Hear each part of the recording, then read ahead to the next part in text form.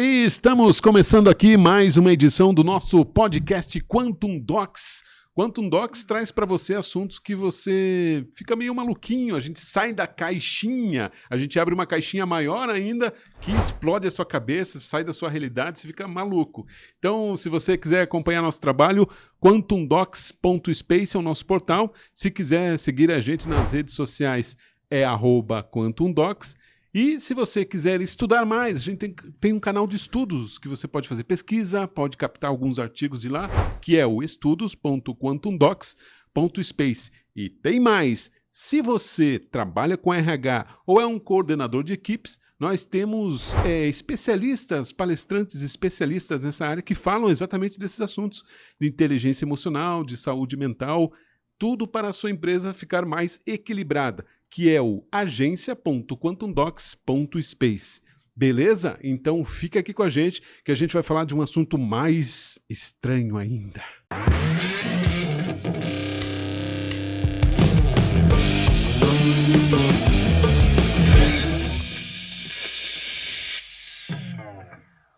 Ok, voltamos aqui no canal Quantum Docs, trazendo para você assuntos mirabolantes.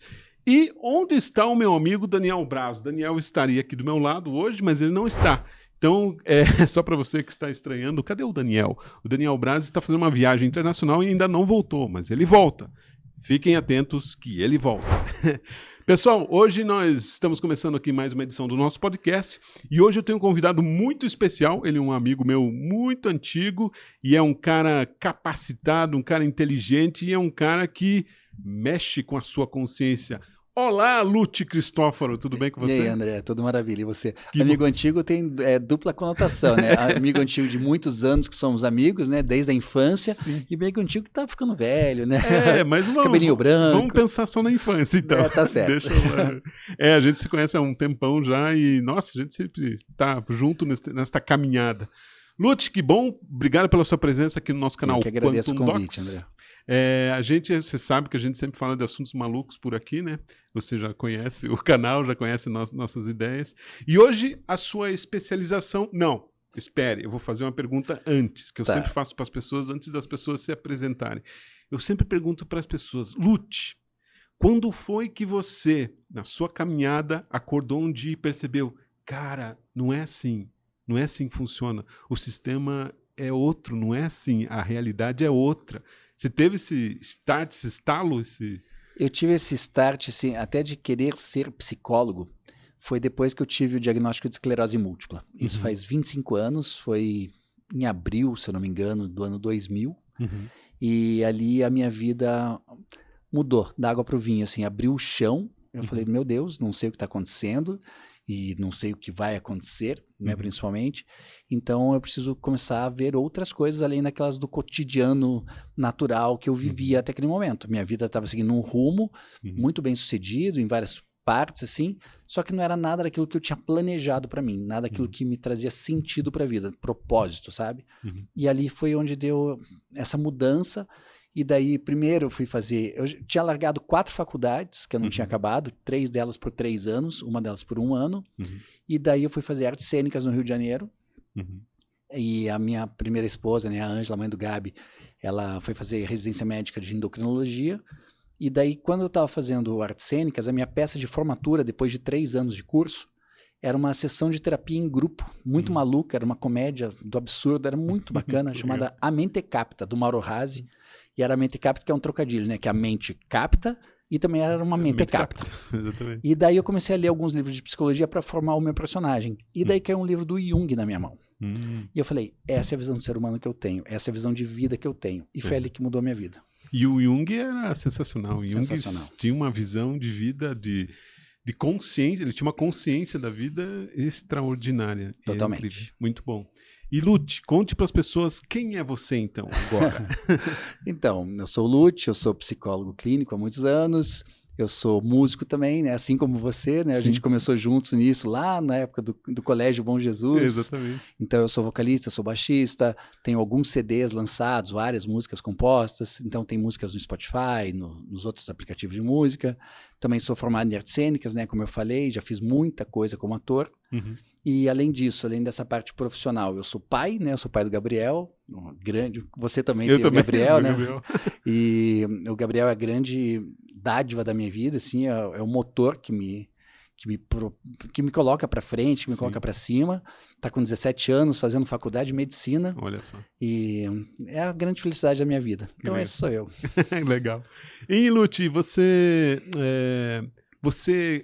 quando que você percebeu essa ligação com, não sei se você tem, você acha que tem, mas eu acho que você tem, essa ligação com energia, física quântica, filosofia, teve algum, fora o Jung, teve algum outro estalo, outra visão que você teve? Teve vários momentos na vida, André, que eu passei por isso.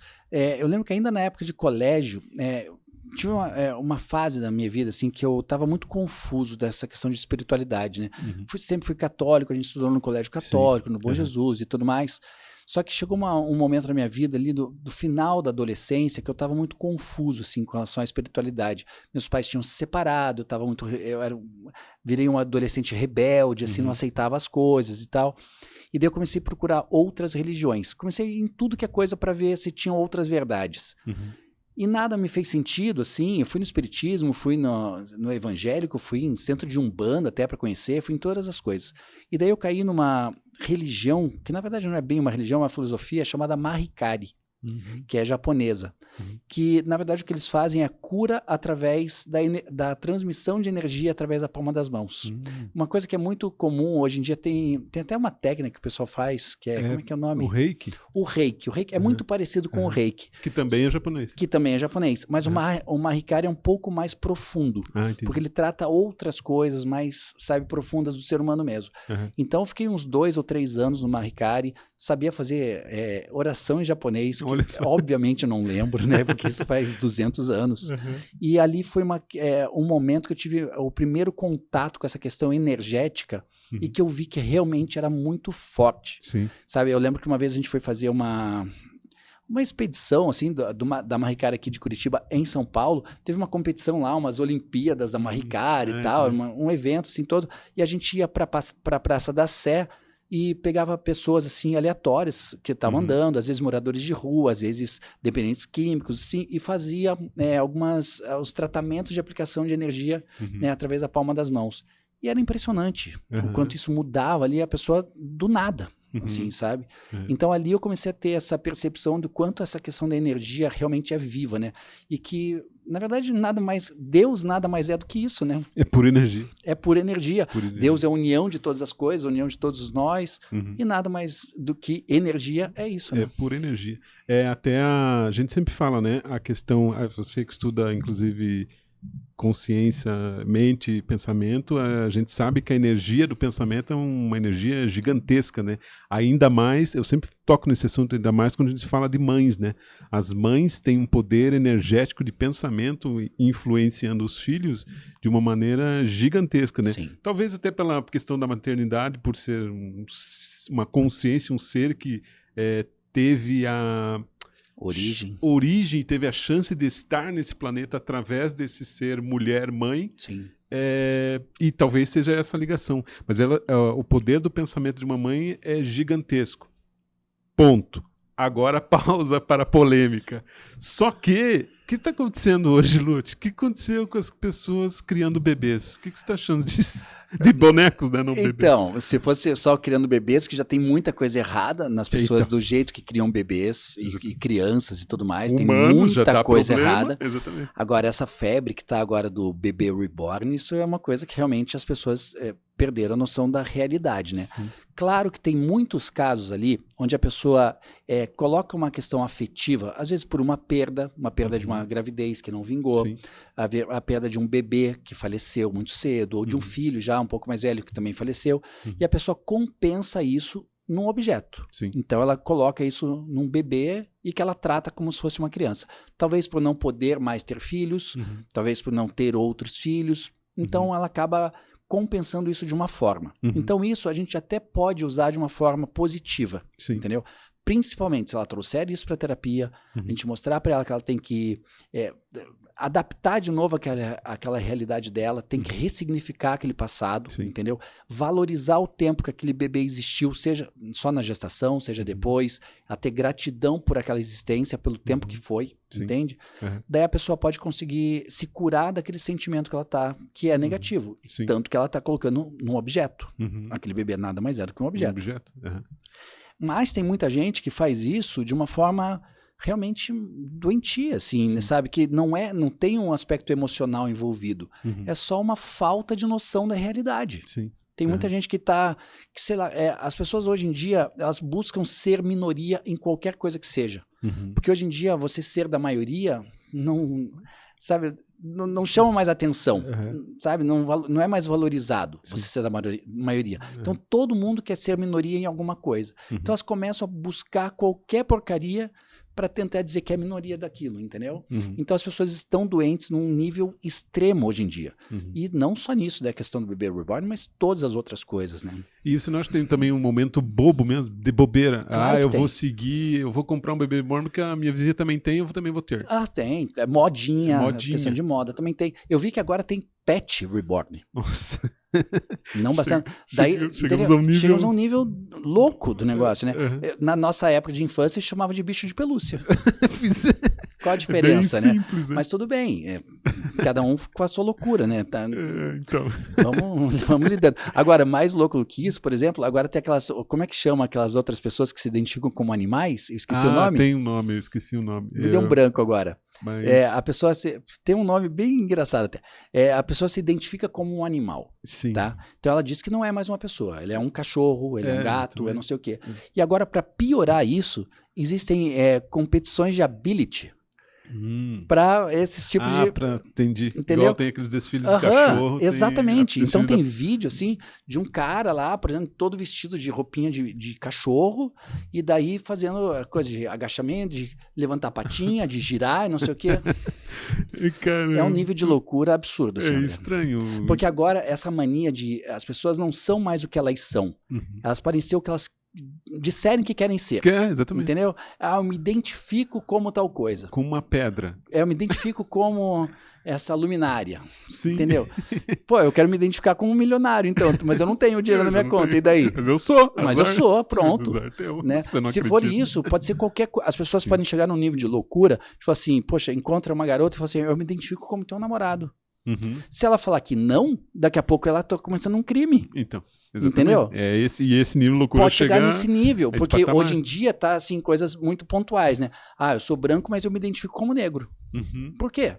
Não sei, porque eu moro no Brasil, eu não sei se os meus parentes, né, antigos da Itália vieram para cá e não se envolveram com algum negro na minha família e tal, então eu posso ser negro de alguma forma e não saber. Então eu me identifico como negro. Mas você não é negro, você é quase transparente, né? Você é quase o Gasparzinho, como você é negro? Não, então você não acha que eu sou negro, então você é racista. Exatamente, vou te processar. Vou te processar. Então, se as pessoas podem chegar nesse nível, por enquanto, nisso, daqui a pouco você então, mas eu sou teu namorado, eu me identifico como teu namorado. Então. Entendeu? E é perigoso. Pode chegar em muita coisa. Em muita coisa. E a gente e tá nesse nível. E parece que o caminho do mundo tá perdido, né? Sim. Eu não sei, eu não fui atrás disso, mas parece que essa coisa da bebê reborn parece que é só no Brasil, eu não vi em outros locais do mundo. Eu não vi também, mas deve ter em outros lugares. Essas manias, essas modas. Deve ter expandido para outras dimensões. Eu acho que não é do Brasil, não. Eu acho que começou até nos Estados Unidos. Eu acho que era alguém famoso que criou uma cópia do seu próprio filho, de sua própria filha. Eu tenho que até pesquisar mais a fundo isso. Daí parece que as pessoas queriam ter uma cópia, queriam ter um boneco que fosse igual àquele bebê, daquela celebridade. E daí começou a ir o negócio. Mas a pessoa assim, por exemplo, a pessoa como um paciente que você atende, que tem um bebê reborn e que percebe que tá... Cara, eu não consigo me desvincular dele, eu criei essa mentalidade que eu preciso desse nenê. E daí você vai trabalhar isso. Só que quando essa pessoa começa a tomar caminhos de pegar esse nenê, levar num médico dizendo que ele está doente, acho que daí você está misturando com algo social que envolve daí um número maior, né, de questões. Quando começa a interferir na própria vida, né, nas próprias atividades ali, ao invés da pessoa ir trabalhar, ela não vai trabalhar porque ela tem que cuidar do bebê reborn que está com febre. Então. Sabe? Ou então, daí fala que o bebê reborn, que aquele boneco está com febre e vai para uma fila do SUS. E daí a pessoa que está lá na recepção não sabe se aquilo ali às vezes é um bebê ou não, porque está num carrinho, não sei o quê, né? Está no colo. Daí a pessoa tira a vaga de uma pessoa realmente que está precisando doente, né? Do atendimento. O meu filho que faz medicina, ele ficou revoltado esses dias. Eu falei, pai, você sabia que tem gente ocupando espaço na fila do SUS para isso? Para isso. Sabe? Incrível. Então aí começa a interferir não só na própria vida, mas na vida dos outros, da sociedade em si, né? E aí começa a degringolar. Um problema. Lute, nos últimos meses a gente fez uma palestra juntos, né, falando sobre medo. Sim. E eu acho que até você está terminando um livro sobre isso, né? Exatamente. Na verdade, eu acabei de escrever o livro, agora falta só fazer aquela parte técnica ali dele, tá, para poder lançar. Então, eu quero lançar ele principalmente primeiro como e-book na Amazon, esses canais todos, né? E daí depois, futuramente, fazer ele em livro físico. E você, ali, se fala especificamente do medo. Você acha que esse negócio do Bebê Reborn não é um certo medo?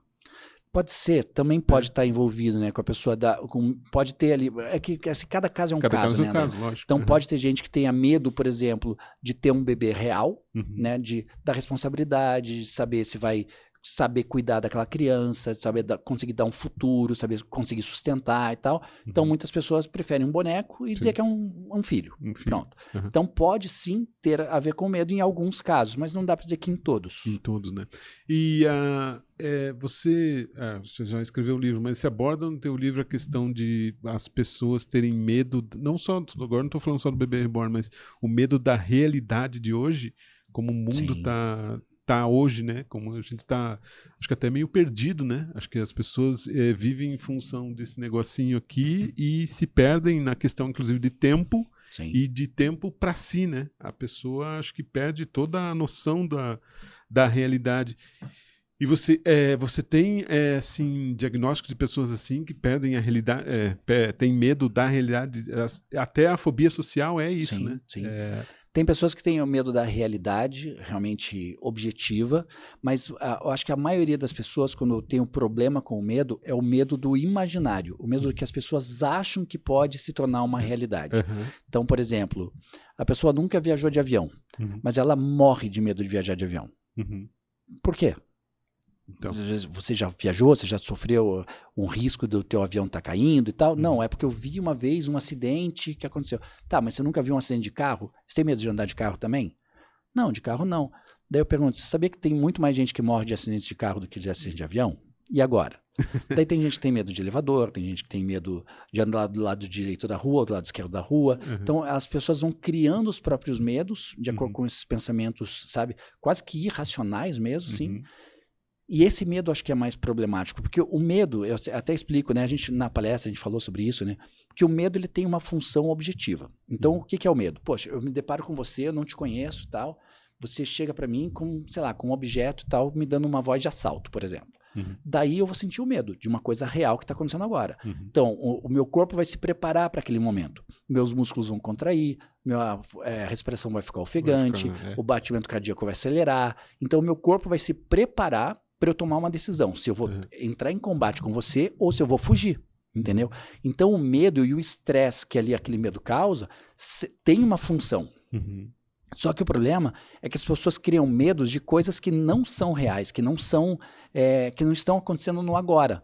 Ah, mas poxa, quando eu sair daqui dessa nossa entrevista aqui, tiverem roubado o meu carro, o que eu faço? Acabou de criar uma realidade Acabei de criar impossível, uma realidade que não existe, que na maioria das vezes é impossível. Entende?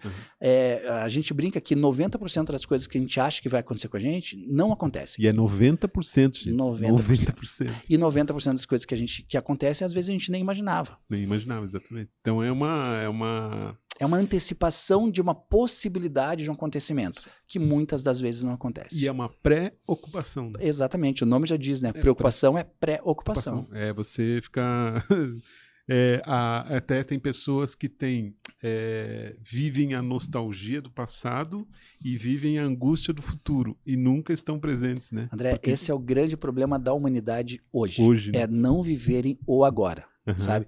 Ou a pessoa está sofrendo ainda por algo que já aconteceu lá atrás e ela continua sofrendo eternamente por aquilo. Uhum. Poxa, aquilo aconteceu comigo, sei lá, 10 anos atrás, foi sofrido, passei por aquilo e tal, mas eu continuo sofrendo como se fosse hoje, sabe? Não Sim. tem lógica eu sofrer pela mesma coisa, né? Eu tenho que ressignificar aquilo, entender que propósito aquilo me trouxe, que aprendizado me trouxe, né?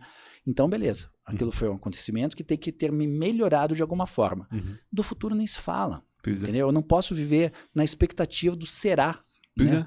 Porque a ansiedade nada mais é do que o será. E se acontecer isso? Não sei.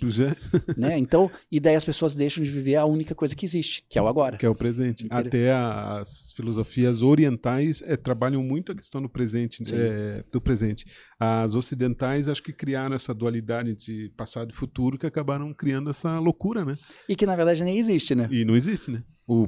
A gente sabe, né, quem estuda essas coisas mais sobre física quântica, espiritualidade, filosofia, sabe que a linha do tempo não existe uma linha do tempo. Não é uma linha não é linear, né? Exatamente. É uma espiral. Para quando a gente conversa, o tempo é uma espiral, né? Exatamente. Então a gente pode ter acesso a coisas do tempo de formas bem diferentes, assim. Exatamente. Só que a gente nunca vai sair do centro do tempo. Exatamente. Está ali. E ele está acontecendo ao mesmo tempo agora. Então, presente, passado e futuro estão aqui agora. Exatamente. Assim como as dimensões, que eu já também expliquei em alguns vídeos e tal, que dimensões estão acontecendo aqui agora, nesse momento, assim como o presente, passado e futuro.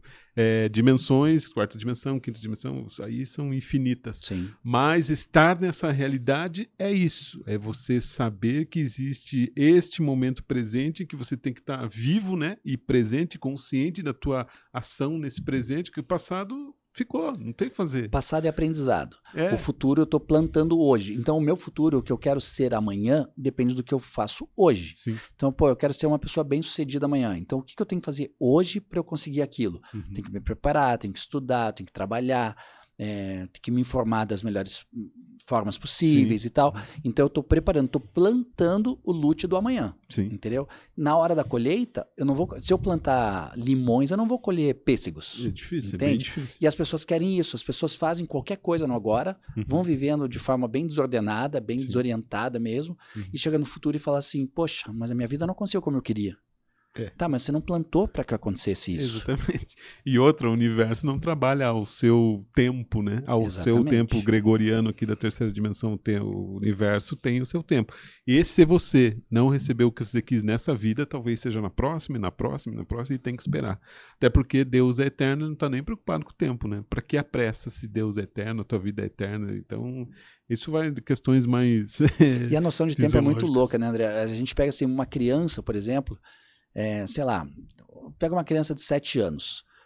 A criança de 7 anos, quando pensa na possibilidade de reprovar de ano, ela pensa, meu Deus, eu vou perder um ano da minha vida. Um ano da vida para uma criança de 7 anos é muita coisa. É muita coisa. Entendeu? Porque é um ano de 7 que ela teve. Sim. Então, proporcionalmente é muito. Pra gente, um ano é assim, rápido, muito rápido. Entendeu?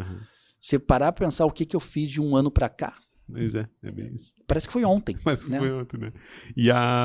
E o nosso problema de hoje é que existem essas caixinhas pretas chamadas de Black Mirror, pra você que assistiu a série Black Mirror. Nossa, essa série é maravilhosa. É sensacional. É uma das que eu mais gosto. Acho que é o que acontece. Eu não sei como os caras tiveram a competência, foi muito bom, de fazer vários vídeos, vários episódios com isso aqui. E é o que acontece hoje. É incrível. É incrível. Tem a velocidade das coisas que acontecem aqui te deixam ansioso. A velocidade das coisas que acontecem, né, nessa telinha preta, inclusive apertando o 2x ali do WhatsApp. Do áudio, Não é já para você ficar maluco? Não só do WhatsApp, André. As pessoas estão fazendo isso com música. Com música. As pessoas estão acelerando as músicas, não tem mais paciência de escutar uma música inteira.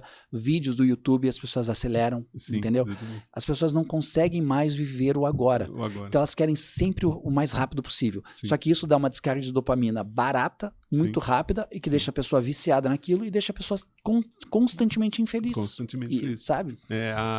O Black Mirror, na verdade, é isso. É saber que você está sendo dopaminado com isso aqui. Exatamente. E é isso que eles vendem, né? A dopamina aqui, que é uma forma de você ficar dando scroll ali Até porque você já viu que quando você pensa assim, cara, agora eu vou mandar e-mail pro André.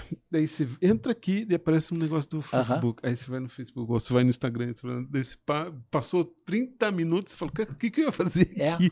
Já nem sabe mais. Eu ia passar um e-mail. Tá. Daí às vezes volta, às vezes não. Quem é mais velho não volta tão fácil. E também tem outro lado, né, André? A gente tá falando aqui, por exemplo, a gente tá conversando. Eu falo assim, poxa, em janeiro eu quero trocar de carro. Putz, eu tô muito afim de comprar aquele carro, tal, eu quero comprar um carro de tal marca, né? Não vou fazer propaganda aqui para carro nenhum, mas tô afim de comprar um carro específico. Sim. Cara, dá 10 minutos, você entra no Instagram, aparece uma propaganda desse carro. Exatamente. E essa porcaria tá desligada. Exatamente.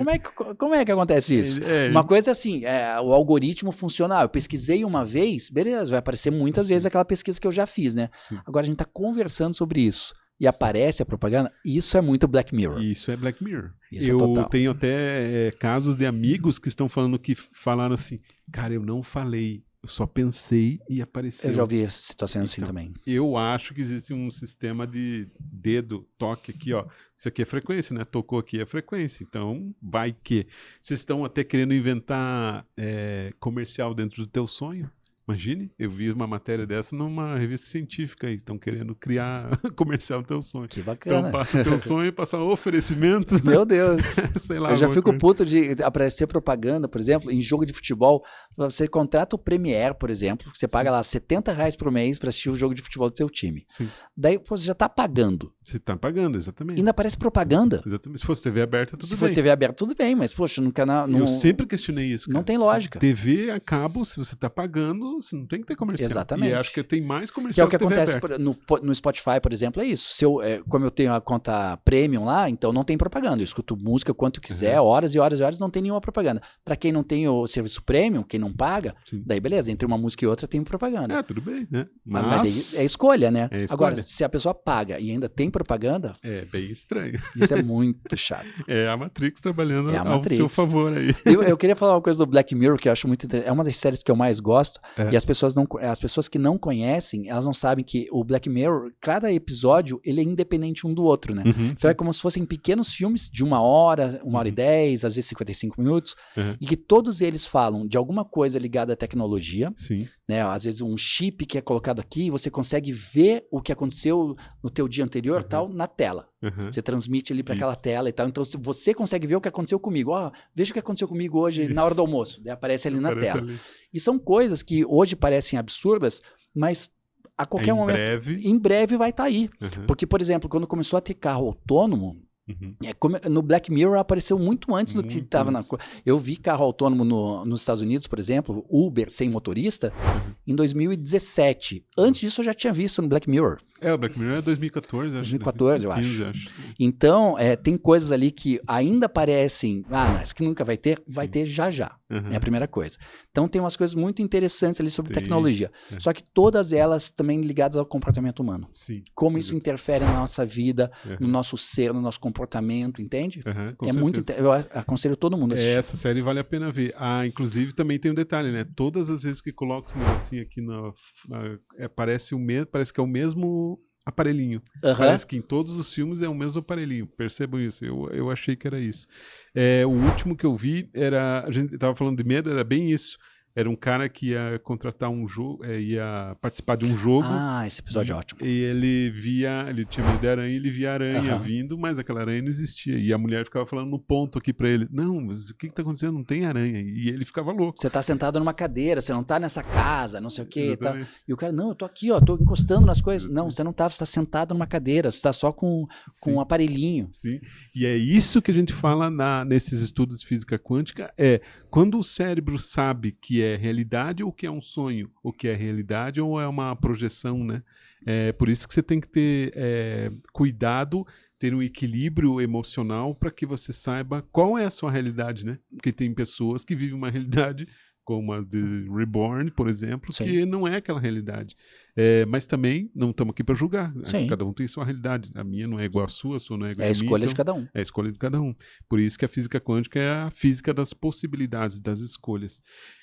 E Lute, você acha que tanto na espiritualidade quanto na física quântica, o medo é uma energia, né? Sim. Que você apenas capta.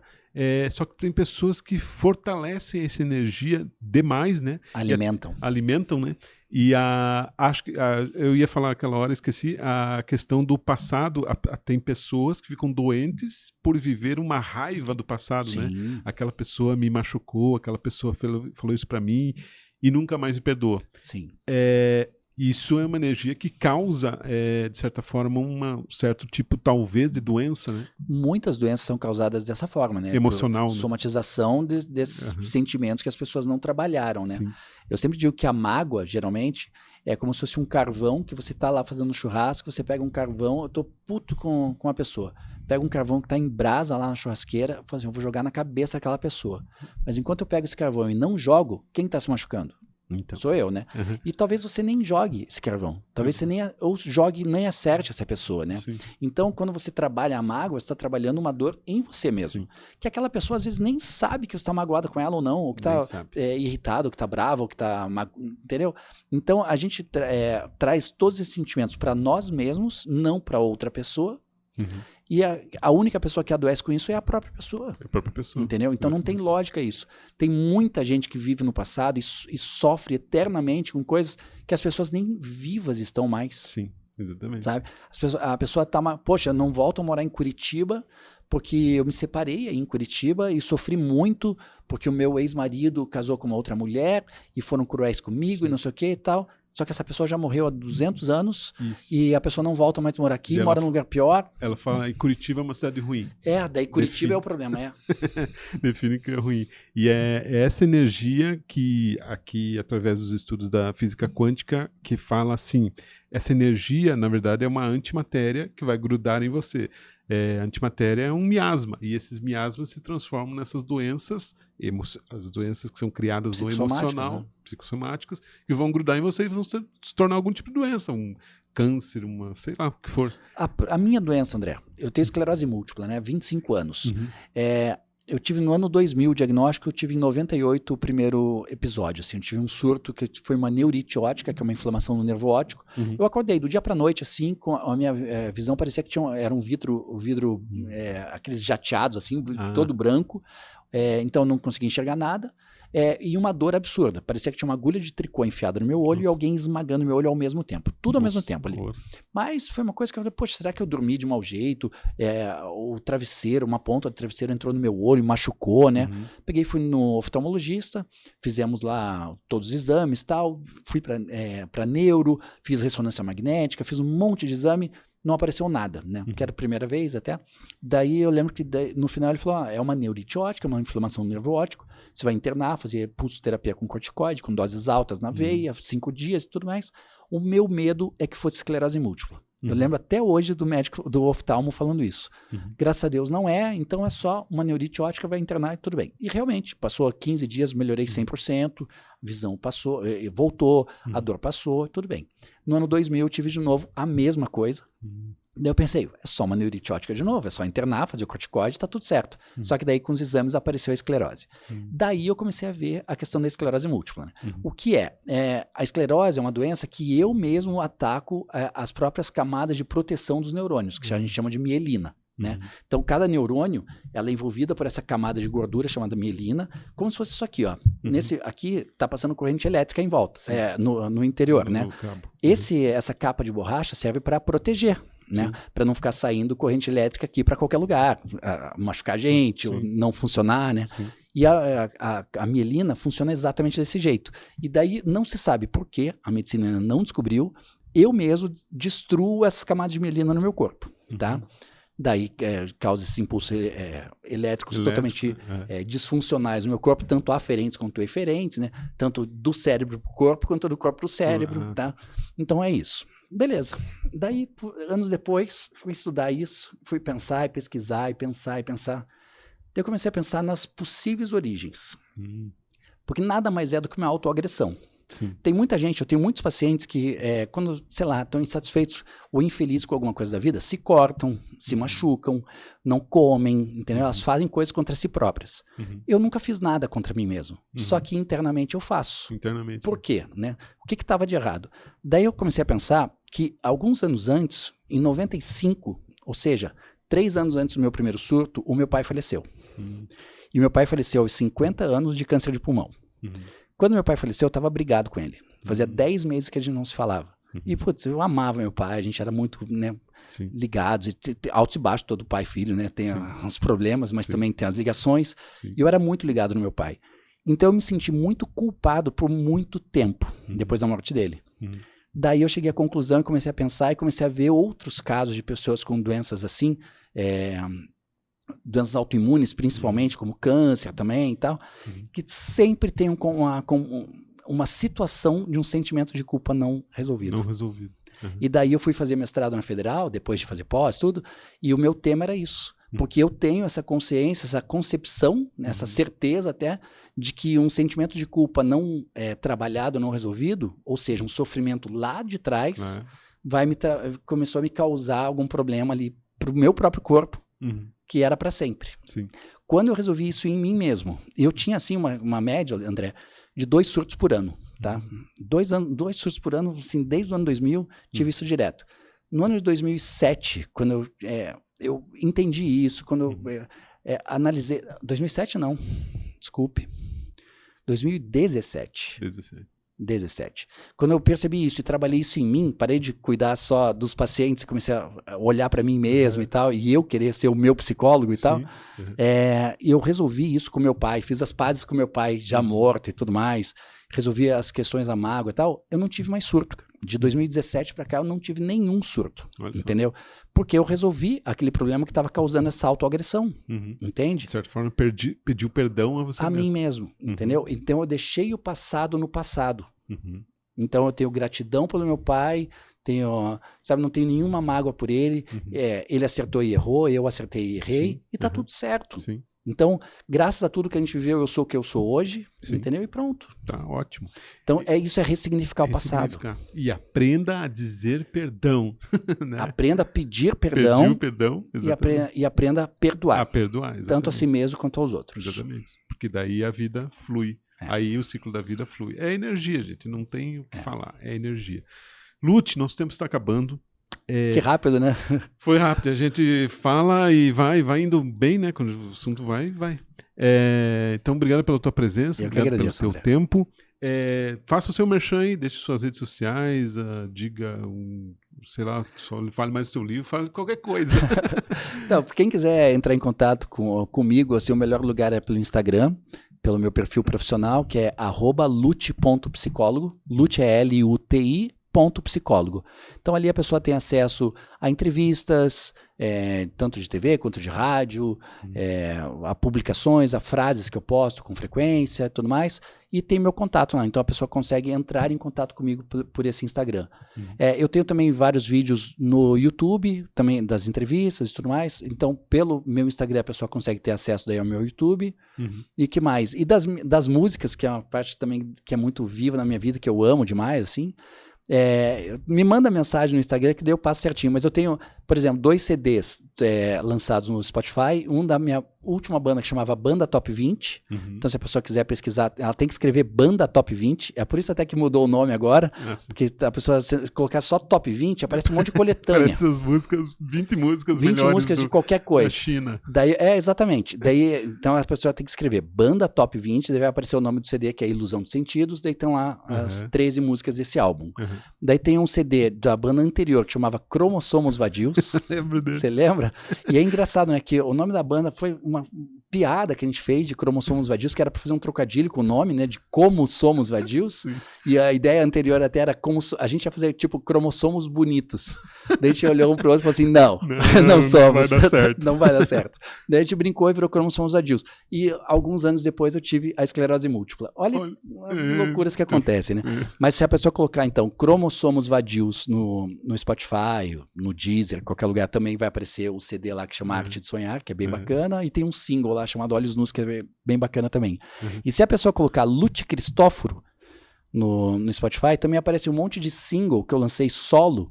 Daí tem várias músicas que eu toco sozinho, que eu toco bateria eletrônica, baixo, guitarra, violão, teclado e canto.